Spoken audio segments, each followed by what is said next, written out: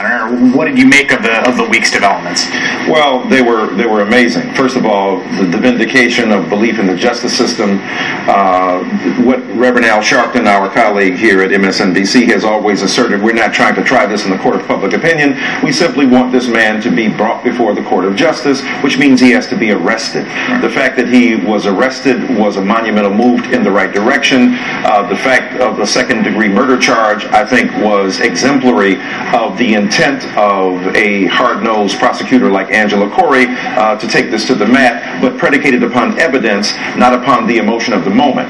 People say, well, all of the conflagration and all of the consternation that was generated in the movement out there had no bearing on what was going on. Well, in one sense, that's right. The spotlighting of the injustice forces people to take another look, but it doesn't have anything to do with how he's actually charged.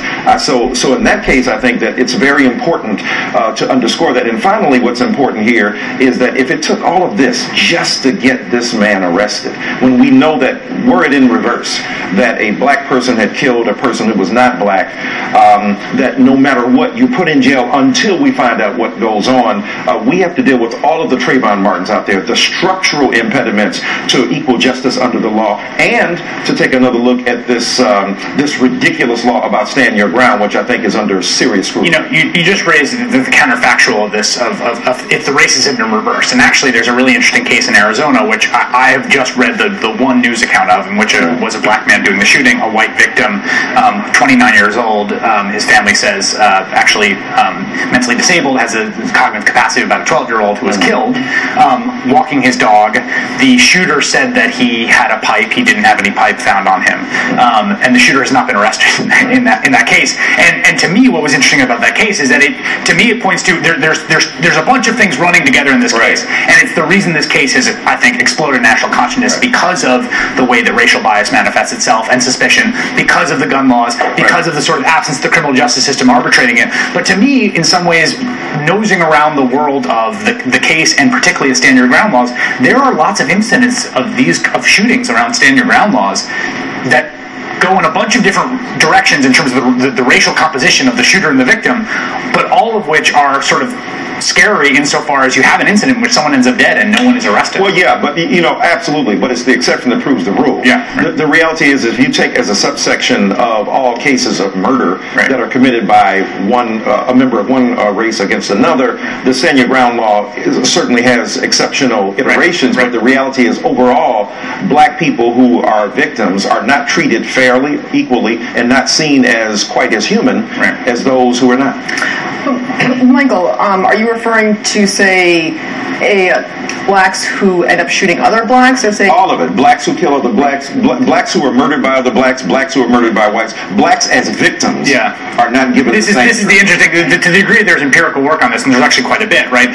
What we see is in this degree, both in terms of prosecutions and sentencing, is the disparity is racially dependent on the victim, as opposed to the shooter. So that is where we see colorblind in terms of the perpetrator, the assailant, but it's actually in terms of the victim. So that actually sentencing, for instance, death penalty cases, right? We know death penalties are more likely when the victim is white than when the victim is black, etc.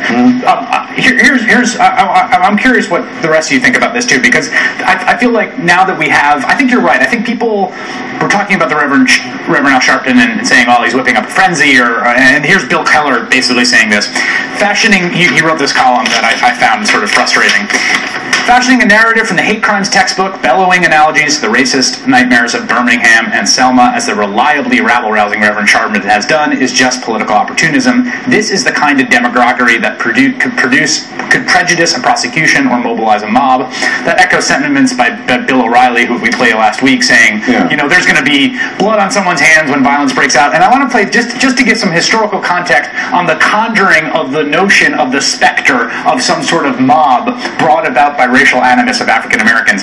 Here's a little bit of Meet the Press from 1963 and 1965 as journalists question MLK and NAACP Executive Secretary Roy Wilkins.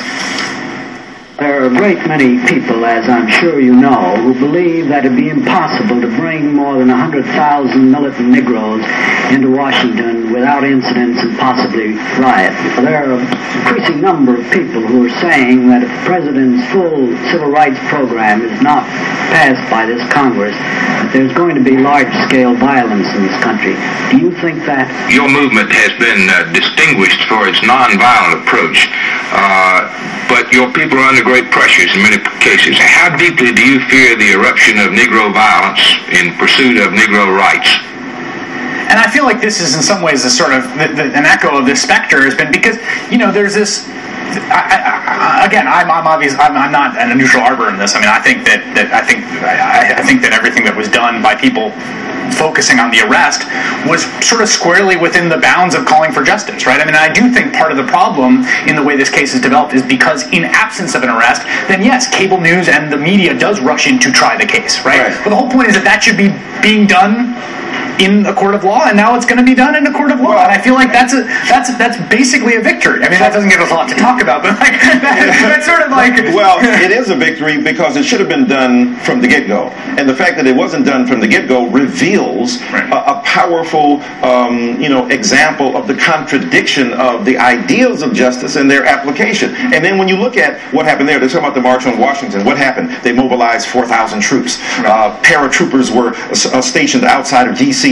ready to pounce. Judges held their courtrooms open all night, figuring that all those black people would come, they could arrest them, and so on. And then they had a kill switch from the administration should somebody say something wrong at the march. My point is that the Keller argument is especially damaging, even more than the O'Reilly, because again here, we don't talk about the offense itself, we talk about the response to the offense. We don't talk about the injury, we speak about the people's response to the injury, and that's problematic. Also, the response so far has been very peaceful. You haven't heard of any violent incidents, any sort of fights or anything like that. And I mean, it's brought out a group of people who aren't usually politically engaged, who maybe aren't following all the policy developments, raising more awareness about these stand your ground laws, bringing more awareness to the case. It's bringing the media out. And I think, this process, I think, has largely worked the way it should, and now it's going to the Justice Department system. Well, not as much violence as white figures who responded to a loss of a Final Four game. Wait. You guys, hold on a second.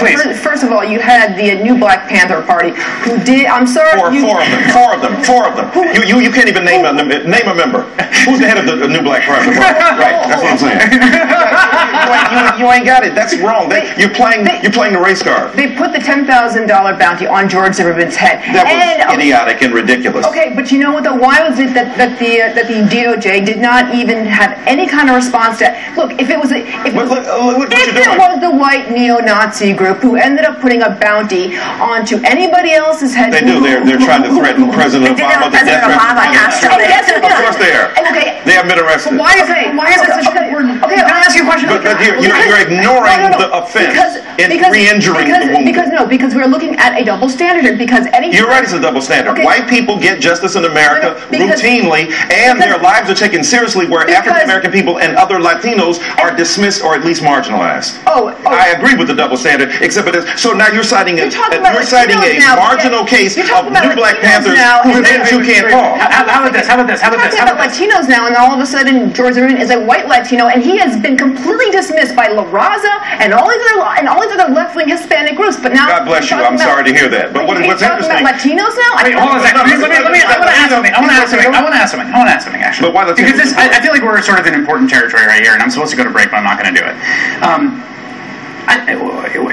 Okay, so clearly we've hit. There's some sort of bedrock here that we're hitting. You have just manifested to me what has been a sort of interesting but also kind of dispiriting phenomenon to watch, which is the need. We just were having this conversation, right? And we were saying, and I was basically saying, look, justice has basically been done. This guy's going to be tried in a court of law.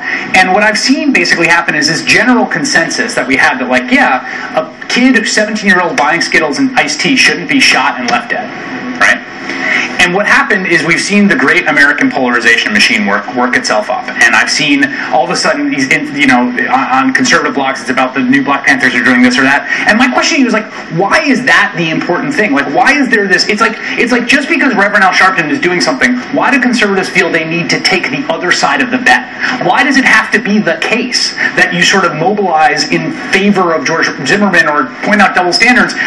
Why not just leave well enough alone and say, yeah, the guy should probably be arrested and let's see how the trial works? Like, I'm just curious about the emotional or intellectual core of that meeting response to the fact that liberals are making a big deal of this. Do you see what I'm saying? I'm asking this honestly and genuinely. Look, we have seen, as far as the new Black Panther Party is concerned, a whole lot of shadiness that actually went on with the DOJ back in 2008. And any time we actually saw Al Sharpton get involved in these situations, we saw it with Tawana Brawley, we also saw it with Freddie's Market, and anytime a lot of the race baiters ended up getting involved, a lot of the antennas ended up going up, and very often the death of Trayvon Martin doesn't count as much as your attention to what are flagrant examples of the misapplication of law. And this is why African American people are tired of hearing justifications for the kind of misbehavior that is at the core and the heart of the American justice system. But Michael, you know what I mean? Jesus said you're swallowing gnats and straining at camels. I'm not. No, you know what? Okay. No, actually, Michael, you know what? I have not made any type of... You're talking about the new Black Panther. You didn't answer his question. I mean, the question is, why is that material? Here, let me take a break. Let me take a break because I blew through the last one. I will let you respond right after this.